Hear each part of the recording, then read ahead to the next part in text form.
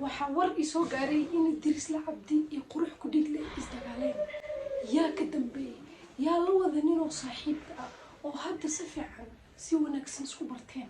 yaa ka dambeeya waxaa laga yaabaa inaad dhahdo Maariisha ka dambeysay mise Samiixa Khaliila ka dambeysay.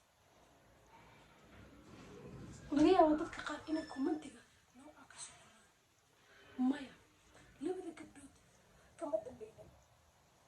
waa dumarka waxaa loo yaqaanaa inta badan inay dagaalka keenaan war soo furfuraan oo war isku keenaan oo isdagaalaan, laakiin dagaalkooda hadda labada gabdho kama dhexeynin.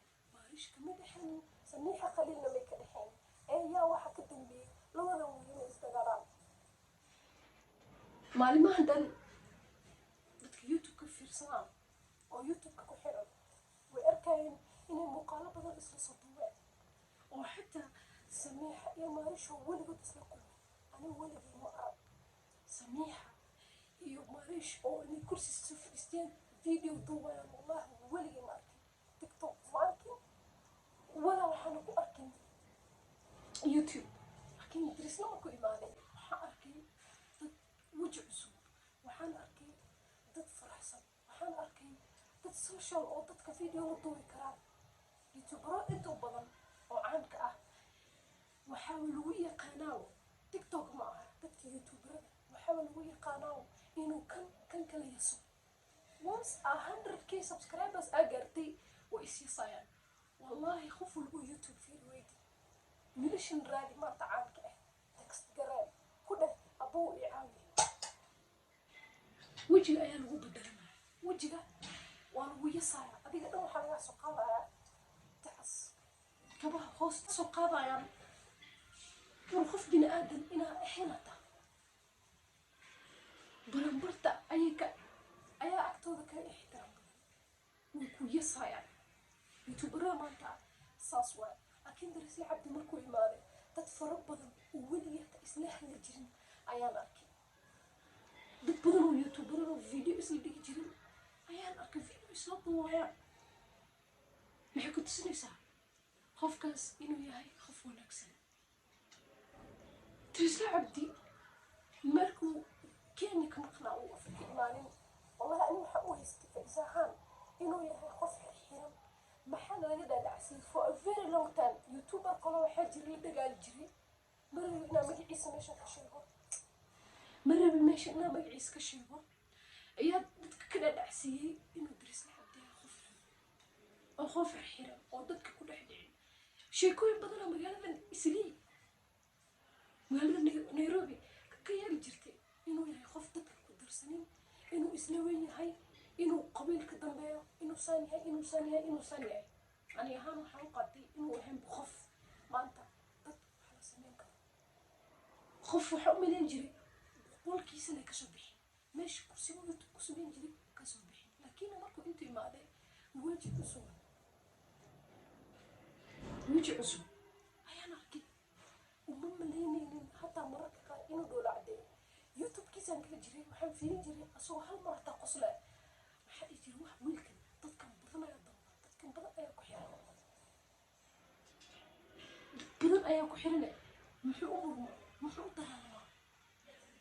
u dagaalamaa, muxuu u murmaa, muxuu dhaala cadeynin qoslin qosolka mashay xaraama agtiisa. Kenya markuu imaaday dad fara badan ayaa ku xiran. like animalka qaar waxaa la yaabaa dadkan dhaan inta kusoo ururiyaan. Maariish iyo Samiixa waa la ogaa inay saaxiibo ahayn, hataa inay isla hadli jirin hataa iska dhaafo dad isma way iska yaqaaninbo. ani ma aqaanay meelo kale ku kulmeen, laakiin weligay ma arag ayagoo inta isla fadhiyaan oo waxay soo duubayaan oo dhadhiilayaan. youtuberada kale waa arka isku tagayaan mar isdagaalayaan mar kala baxaan.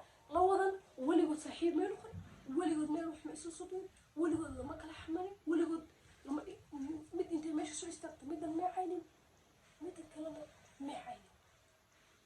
like weligii ma arag ayagoo isdagaalayaan. yaa ka dambeeyay labadan wiil oo markii Dirisla wada Kenya imaado isku soo dhawaadeen mar walba dhoola cadeyn jireen.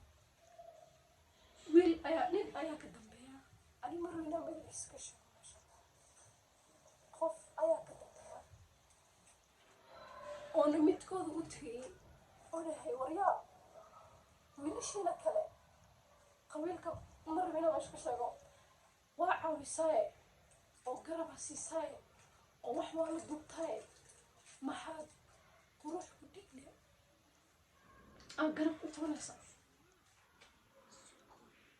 maxaa wiilka leela dubtaa dadka maanta joogaan qof ku ogol inaa horumar samayso ma jiro even walaalkaaga hooyada dhashay maanta horumar badan hadaa samaysa qaarkood waxaa galaysaa way ka xumaanayaan cadownimo ayaa galaysaa waxay iska dhaadhicinayaan qofkan horumar u sameeyey anigana qofkan horumar u sameeyey anigana maa sameeya qofkan waxaan u qabsadee anigana maa qabsado all of them waxaas ayaa ka dambeeya kulligood waxaas ayaa kala dhacsan darisada waxaa lagu haysta waxaa waaye youtubero badana kenya joogaan maanta youtubero fara badan ayaa kenya joogaan maa la soo duubtay qurux ku dhiilay maarishya maxaa u doo wareegane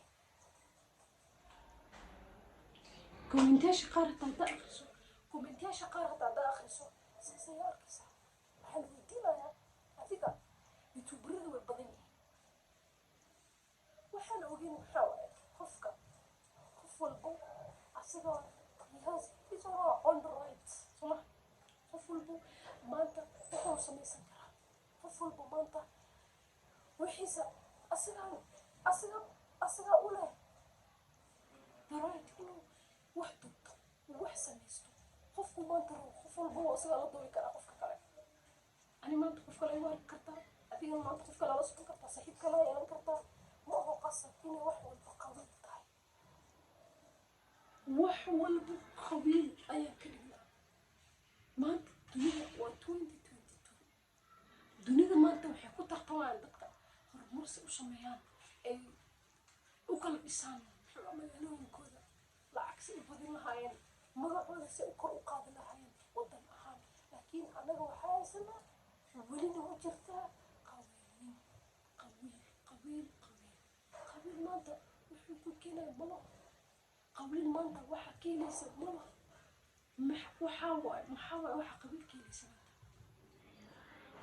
adigina daawanayso yaa waxaan qabiilka ku baraya antiin uu dhiga ka galaya wallahi meelo qaar markaa tagto qof soomaali markaa aragto waa ku dhegdhegay waa jeclaanaya laakiin markaa imaado meelaan isku badan nahay maxaa sameynaya